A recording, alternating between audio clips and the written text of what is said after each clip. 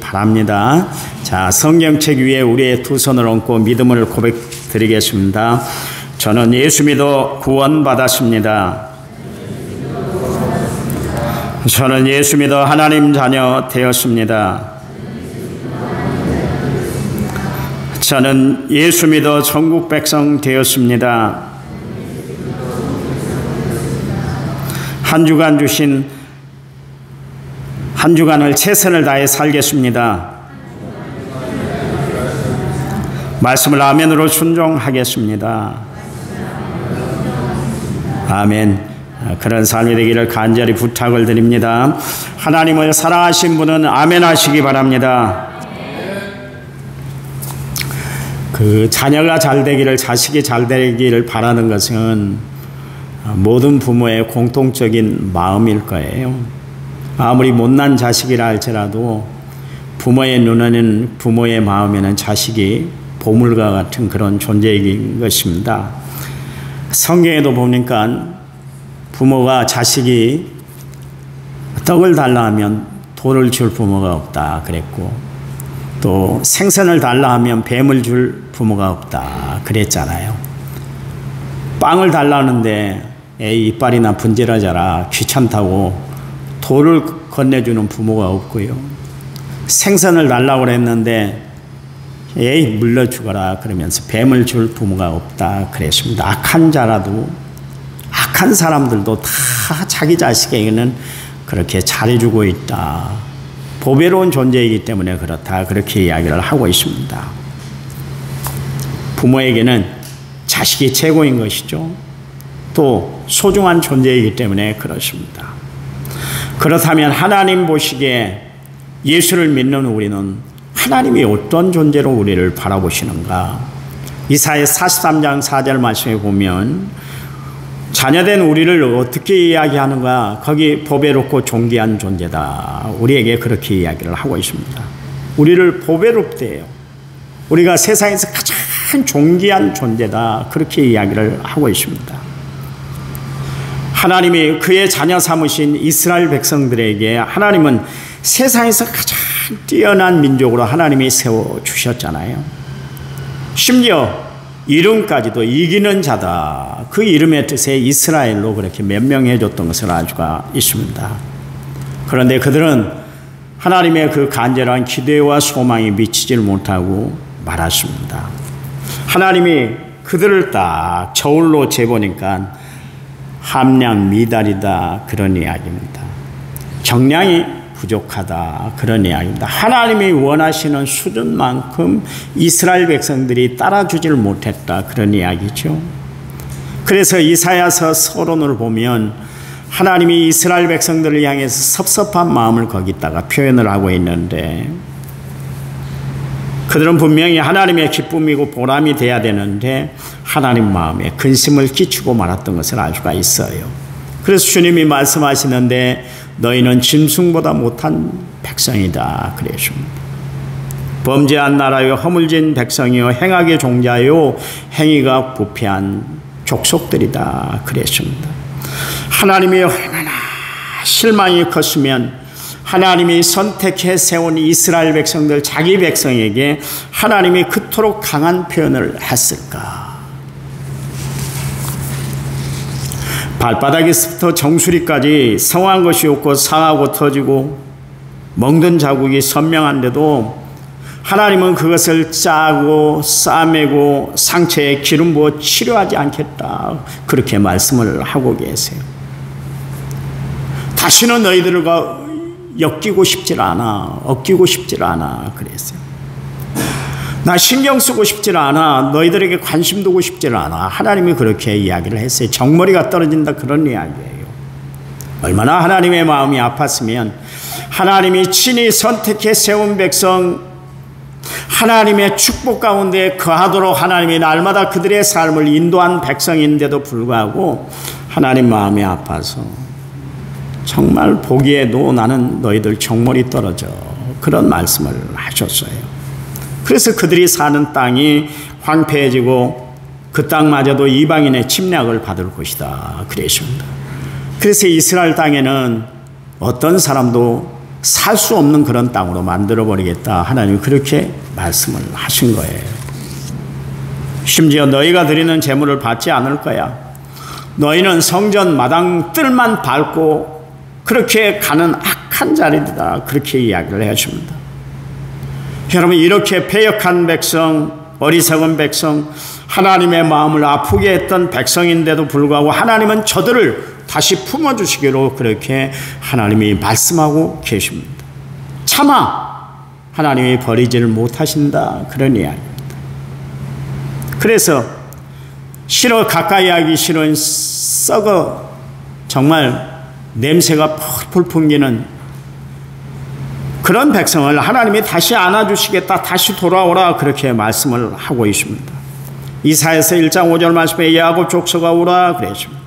이사야서 2장 3절 말씀에 올해가 우리가 여호와의 산에 오르며 야곱의 하나님의 전에 이르자 그가 그의 길을 우리에게 가르칠 것이다 그랬습니다. 이사야서 2장 5절 말씀에 야곱 족속아 오라 우리가 여호와의 빛에 행하자 그랬습니다. 이사야서 44장 22절 말씀에 너는 내게로 돌아오라 내가 너를 구속하였습니다 그랬고요. 이사야서 55장 7절 말씀에는 여호와께로 돌아오라 그리하면 그가 궁휼히 여기시리라 우리 하나님께로 돌아오라 그가 너그럽게 용서해 줄 것이다 그랬습니다. 하나님이 패역한 이스라엘 백성들에게 오라 그렇게 초청하고 계십니다. 하나님은 이스라엘 백성들을 다시 궁휼히 여겨주시고 용서해 주시겠다 그렇게 이야기를 하고 계십니다. 다시 하나님이 헤아려 주시겠다. 그 백성을 헤아려 주시겠다. 그렇게 이야기를 하고 있어요. 여러분, 이게 우리 생각으로 가능한 일입니까? 다시 받아들이기가 힘든 백성들을 행하게 종자들인 저들을 하나님은 다시금 다시 받아주시겠다 말씀하고 계세요. 우리 같으면 용서가 되겠어요? 그렇잖아요. 악취를 풍기고 거들떠보기도 싫은데 말이죠. 그런데 하나님은 저들을 다시 한번 받아주시겠다 말씀하고 계십니다. 베드로가 하루는 예수님께 그런 말씀을 했죠. 네 형제가 잘못한 일이 있으면 몇 번 용서해야 됩니까? 7번이겠죠. 그런 이야기를 하십니다. 그랬더니 예수님께서 뭐라 그래요? 70번에 7번이라도 용서해라 그러십니다. 여러분, 하나님은 끝까지 용서하시는 하나님, 하나님의 다른 별칭을 이야기할 것 같으면 하나님은 용서하시는 하나님이세요. 오늘 여러분 어떤 죄를 짓고 왔든지 간에 여러분이 세상에서 어떻게 살아왔든지 간에 하나님은 여러분이 회개하면 다 용서해 주시는 하나님, 하나님께로 돌아오기만 하면 다시 받아주시는 하나님인 줄 믿으시기 바랍니다. 누가복음 15장에 보시면 탕자의 비유가 나오는데 사실 성경에는 어디에도 둘째 아들을 탕자라고 이야기하고 있지는 않습니다. 둘째 아들이라고 그렇게 이야기를 하고 있지 탕자라는 단어는 없지만 후대의 학자들이 그를 명명해서 수식어를 하나 붙였는데 그게 바로 탕자다 그런 이야기입니다. 왜 탕자입니까? 아버지의 마음을 아프게 하고 아버지의 뜻을 반역했기 때문에 그랬습니다.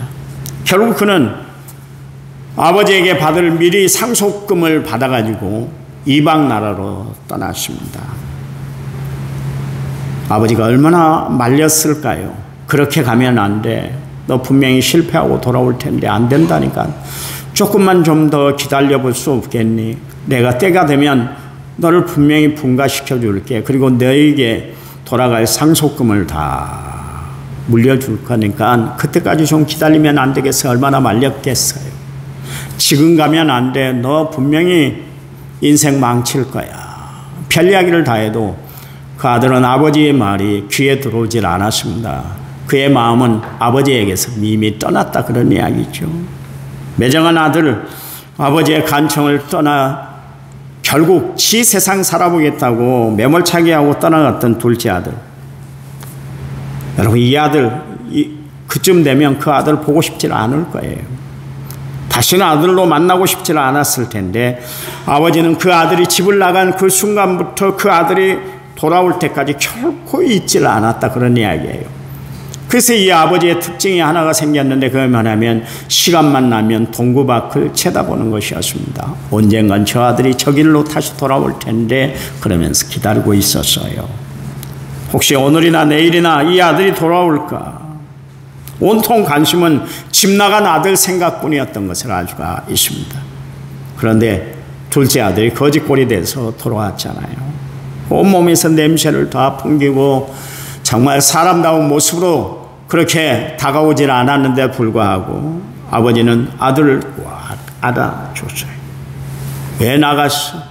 내 말을 왜 안 들었어? 그러면서 꾸중하지 아니하고 무슨 말이든 호되게 책망하지 아니하고 그를 꽉 안아주었던 것을 알 수가 있습니다. 이게 부모의 마음이에요. 여러분 부모의 마음을 아시나요? 이 마음이 바로 하나님의 마음이에요. 우리는 이사야 성경을 통해서 하나님의 궁휼하심과 그분의 용서 베푸심을 우리는 배울 수가 있습니다.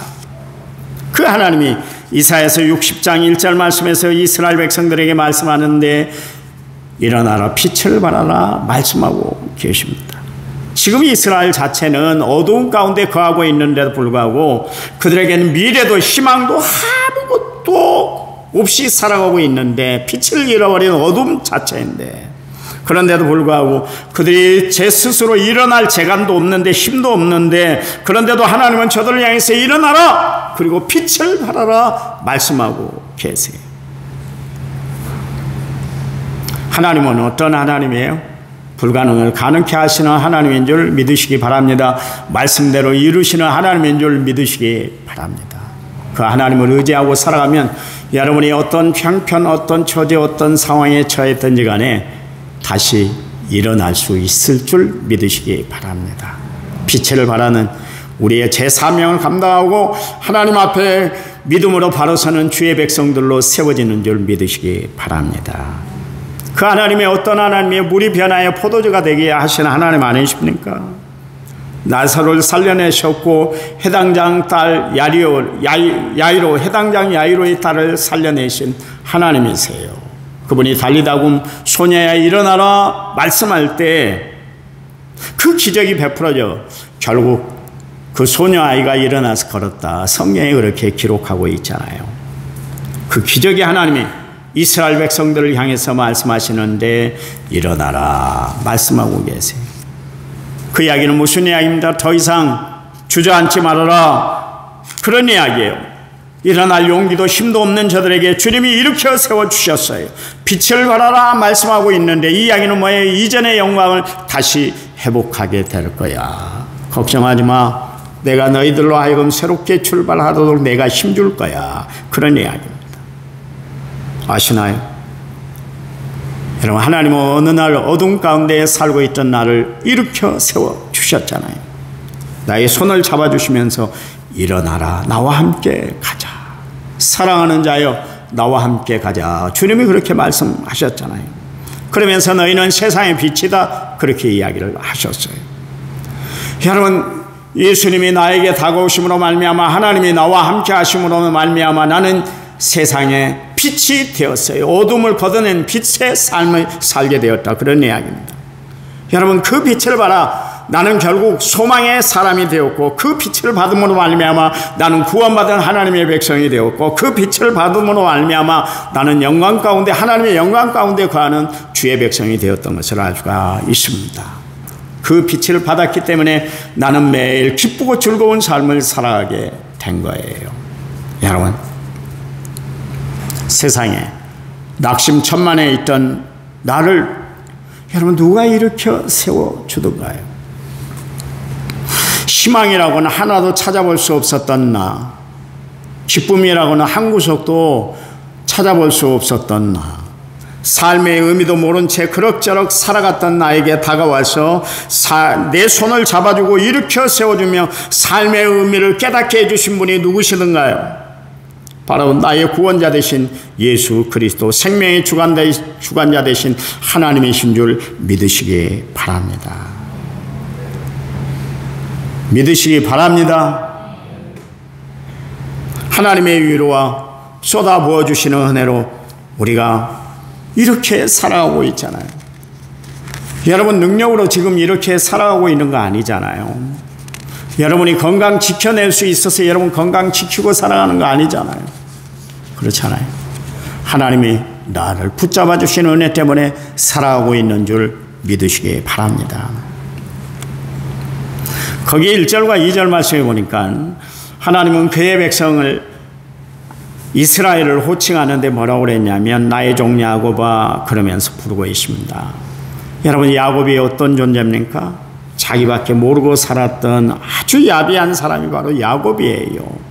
여러분 야곱의 뜻이 뭡니까? 속이는 자라는 뜻이에요. 남을 속여먹는 사기치는 사람, 그 사람이 바로 야곱이에요. 세상에서 가장 야비한 사람, 세상에서 가장 저주거린 사람이 어떤 사람이요? 남을 사기치며 살아가는 사람들 아닙니까? 그렇잖아요. 그 사람들처럼 야비한 사람이 없어요. 그런데 야곱의 이름이 바로 속이는 자다, 그런 뜻입니다. 여러분 자기의 소원을 성취하기 위해서는 남이 어떤 고난을 당하든 신경 쓰지 않고 자기 뜻을 기어이 이루어냈던 사람, 자기 뜻을 기어이 관철했던 사람이 야곱이었어요. 그래서 형 에서를 속여먹었잖아요.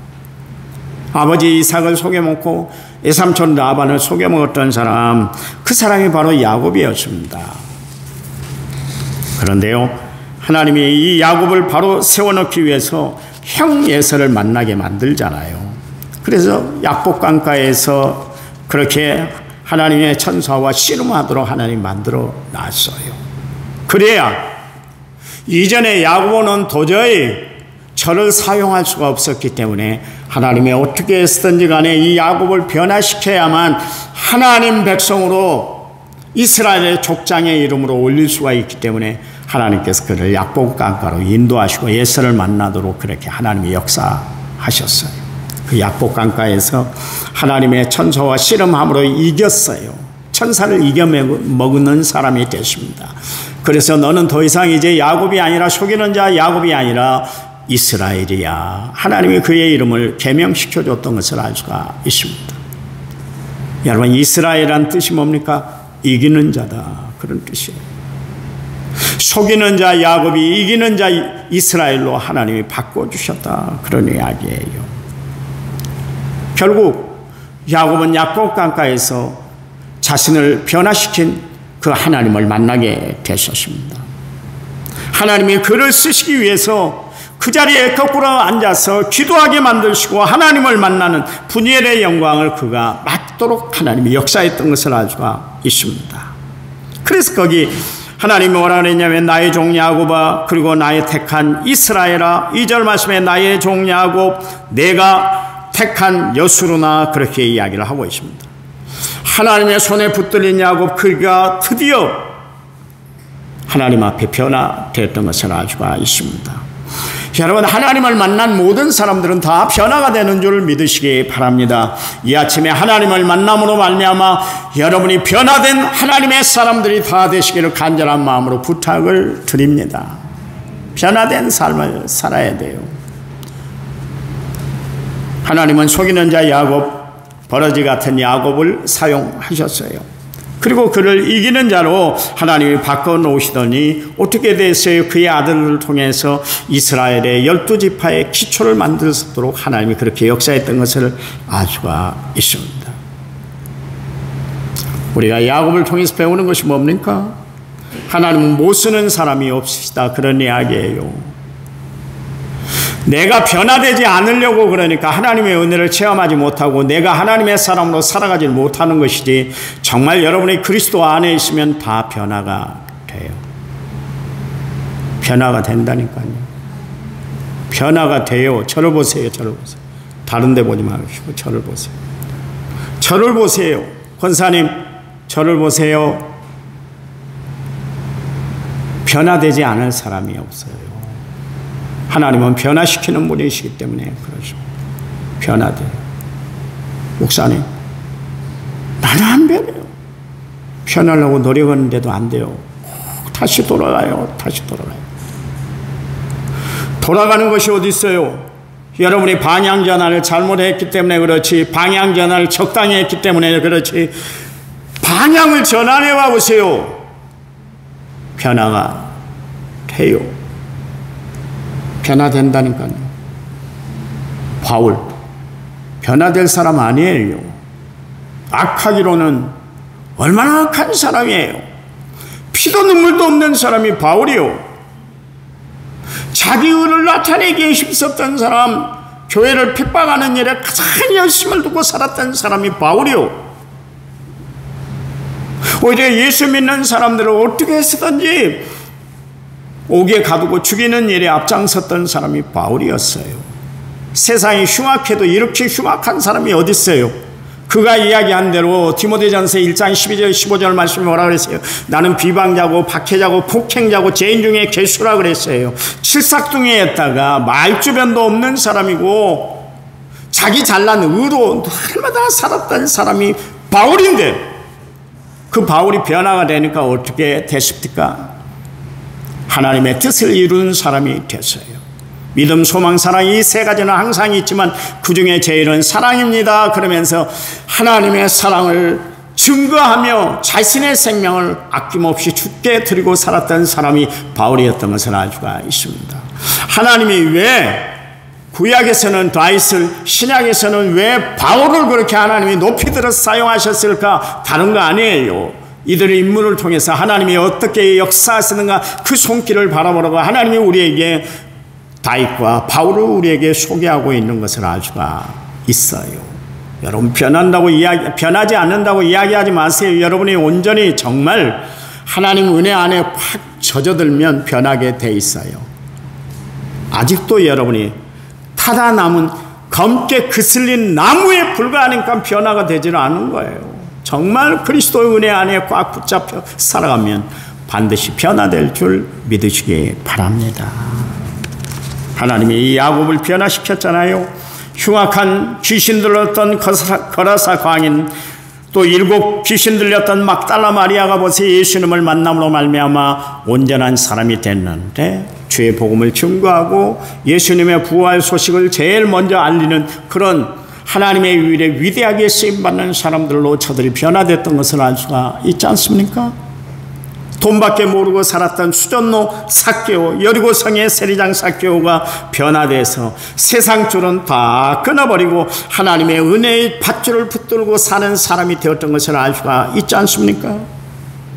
배운 것이라고는 고기 잡는 일밖에 몰랐던 그 갈릴리 호숫가에서 고기 잡고 살았던 베드로가 예수님을 만남으로 말미암아 사람 낚는 어부, 세상을 변화시키는 일, 복음 전하는 일에 사용되는 위대한 하나님의 사람으로 변화됐던 것을 우리가 분명히 알 수가 있지 않습니까? 그래요. 하나님이 역사하시면 반드시 변화되는 줄 믿으시기 바랍니다. 그래서 바울이 이런 이야기를 했어요. 고린도후서 5장 17절 말씀에 누구든지 그리스도 안에 있으면 새로운 피조물이라 이전 것은 지나갔으니 보라 새 것이 되었도다 말씀하고 계시잖아요. 그가 누가복음 6장 8절 말씀에서 우리는 속이는 자 같으나 참되고 무명한 자 같으나 유명한 자요, 죽은 자 같으나 우리가 살아있고 징계를 받은 자 같으나 죽임을 당하지 아니하고 근심하는 자 같으나 항상 기뻐하고 가난한 자 같으나 많은 사람을 부유하게 하고 아무것도 없는 자 같으나 모든 것을 가진 자로다 말씀하고 있잖아요. 바울이 그리스도 안에서 변화된 우리의 삶에 대해서 성경이 이렇게 기록을 하고 있어요. 바울이 이런 삶을 살아가시기 바랍니다 그러면서 이야기를 하고 있나요? 아니에요. 변화되었다 그렇게 이야기를 하고 있지 않습니까? 성도 여러분, 우리도 하나님과 함께하면, 그리고 하나님의 손에 내가 꼭 붙들려 살아가게 되면 우리의 삶에도 변화의 물결이 일어나는 줄 믿으시기 바랍니다. 하나님이 이 야곱을 이스라엘로 어떻게 변화시켜 주셨는지 거기에 말씀하고 있잖아요. 그렇잖아요. 그러면서 그에게 이스라엘 백성들에게 새 힘을 주시는 것을 알 수가 있습니다. 쓰러져 있는 저들을 다시 일으켜 세워주시고 계세요. 자존심도 다 상하고 자존감도 없고 정말 세상에 희망 없이 살아가는 저들을 향해서 주님이 말씀하시는데, 그 말씀 없이 살아가는 저들에게 하나님이 말씀하시는데 1절 말씀에 이제 들으라 그래요. 이제 들으라 그래요. 이제 들으라 이야기는 지금이라도 늦지 않았어. 그런 이야기. 지금이라도 늦지 않았으니까 하나님의 말씀을 귀담아 들어. 그런 말씀이에요. 내 말에 경청해, 정청해, 청종해. 가까이 와서 좀 나와 함께해. 그런 이야기예요. 여러분, 그동안 이스라엘 백성들이 하나님의 말씀을 멀리하다가 결국 그들이 모진 고난을 다 당하게 됐지 않습니까? 그런 그들에게 하나님이 말씀하시는데, 내가 다시 살 길을 너희들에게 열어줄 테니까 귀담아 들어. 그래야 너희들에게 살 길이 열릴 거야. 축복의 대로가 열려. 그런 이야기를 하고 계십니다. 여러분 아시나요? 나를 살리는 것은 하나님의 말씀인 줄 믿으시기 바랍니다.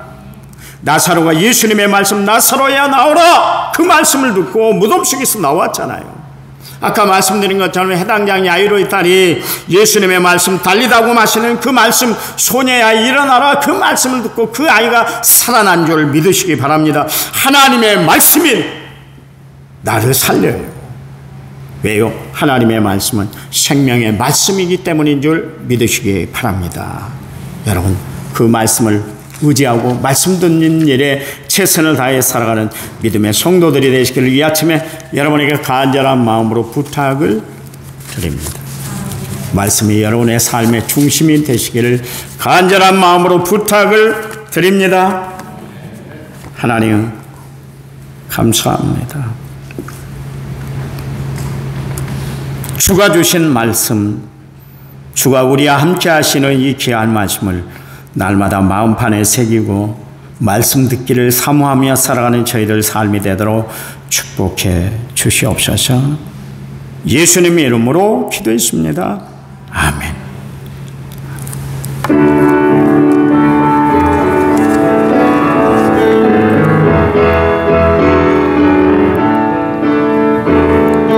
힘이 되시뇨 내가 주님을 삽니다. 주는 나의 반석이시요 나의 의세시라. 주는 나를 건지시는 나의 주 나의 하나님, 나의 피할 바이시요 나의 방패시라. 나의 하나님, 나의 하나님, 구원의 불이시요 나의 산소이라. 나의 하나님, 나의 하나님, 그는 나의 여호와, 나의 구주, 나의 생명이신 내가 주님을 찬양합니다. 주는 나의 사랑이시며 나의 의지시라. 주는 나를 이끄시어 주의 길 인도하시며 나의 생의 목자 되시니 내가 따름이라. 나의 하나님, 나의 하나님, 그는 무관으로 내게 씌우소서. 나의 하나님, 나의 하나님, 그는 나의 여호와, 나의 구세주. 이제는 길이요 진리요 생명 되신 우리 주 예수 그리스도의 은혜와 하나님 아버지의 지극하신 사랑과 성령님 위로교통의 충만한 역사가 오늘 말씀을 받고 돌아가는 모든 성도들 위에 이제부터 영원토록 함께 하시기를 간절히 축원하옵나이다. 아멘.